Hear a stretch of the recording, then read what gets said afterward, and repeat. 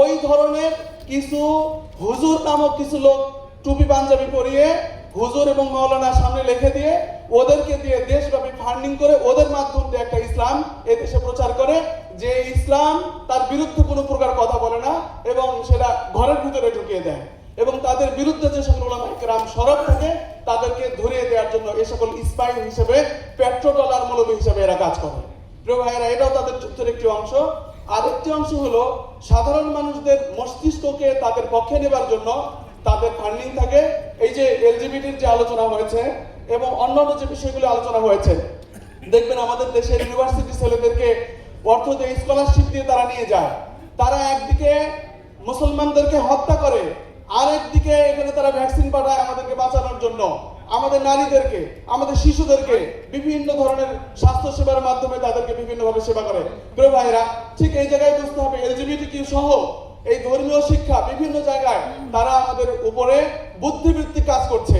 আমরা হুঙ্কার, রাজপথের আন্দোলন, অন্যান্য যা কিছু রয়েছে, আমি আমার ভাইদেরকে বলবো এবং জাতীয় পর্যায়ের আজকের এই সেমিনার থেকে আমি আপনাদেরকে উদাত্ত আহ্বান জানাবো, আমাদের বুদ্ধিবৃত্তিক কাজ, দাওয়াতি কাজ এবং গবেষণা এটা নিয়ে কাজ করতে হবে। আপনার ব্র্যাক নিয়ে কথা বলি, কিন্তু ব্র্যাকের যে কর্মপরিধি এবং তাদের কাজের যে ফলাফল, আমাদের মতো এরকম সেমিনার না করলেও তাদের কাজের ফলাফল আজকে ঘরে ঘরে পৌঁছে গেছে। একটা ব্র্যাক ইউনিভার্সিটি যদি এটা করতে পারে, তাহলে বাংলাদেশের শত শত আল জামিয়াতুল ইসলামিয়াগুলো আমরা কি করছি? আল জামিয়াতুল ইসলামিয়াগুলো আমরা কি করছি? আমাদের কোনো গবেষণা আছে? আমাদের কোনো রিসার্চ আছে? আমাদের সমাজে কাজের স্পেস আছে, অ্যাক্সেস আছে, আমরা কি সেগুলো ইউটিলাইজ করতে পারছি? আমরা যেখানে শক্তির দরকার সেখানেও শক্তি প্রয়োগ করি, যেখানে আমাদের বুদ্ধির দরকার সেখানে আমরা শক্তি প্রয়োগ করি।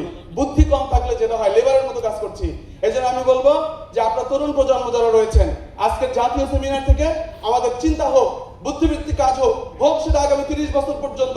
আগামী 30 বছরে আমরা আমাদের সমাজটাকে কোথায় দেখতে চাই সেটাকে আমরা ড্র করি, এরপরে আমাদের কর্মসূচি প্রণয়ন করি, এইভাবে কাজ করবো। আমি জাতীয় পর্যায়ের যে নেতৃবৃন্দ রয়েছেন, আমি একটা গ্রাম থেকে এসেছি, বগুড়া থেকে এসেছি, আপনারা ঢাকায় আছেন, আপনাদের সঙ্গে আমাদের পরিচয় নাই। আমরা এইভাবে বিভিন্ন জায়গায় ছড়িয়ে ছিটিয়ে রয়েছি। আপনারা আমাদেরকে ডাকুন, কাজ দিন, কথা বলুন, আমাদেরকে প্ল্যান দিন। আপনাদের দলে আসি না আসি, কাজ দেন। আমরা কর্মী হিসেবে তারা ফারেক করে যে গ্রামে কাজ করছি, আমরা কাজ আমার নিজেরা কেন ড্র করবো? আপনারা মুরব্বী রয়েছেন, আমাদেরকে কাজ বলে দিন যে এই কাজগুলো এইভাবে করো। পুরো বাংলাদেশের কাজকে আপনারা ছড়িয়ে দিন। বুদ্ধিবৃত্তিক কাজ সমাজে আমরা ঘরে ঘরে যে করব, প্রস্তুত রয়েছি। দয়া করে আপনারা আমাদেরকে কাজ দিন এবং এটা রোডম্যাপ তৈরি করুন। আগামী 30 বছর পরে আমরা বাংলাদেশকে অমুক জায়গায় দেখতে চাই।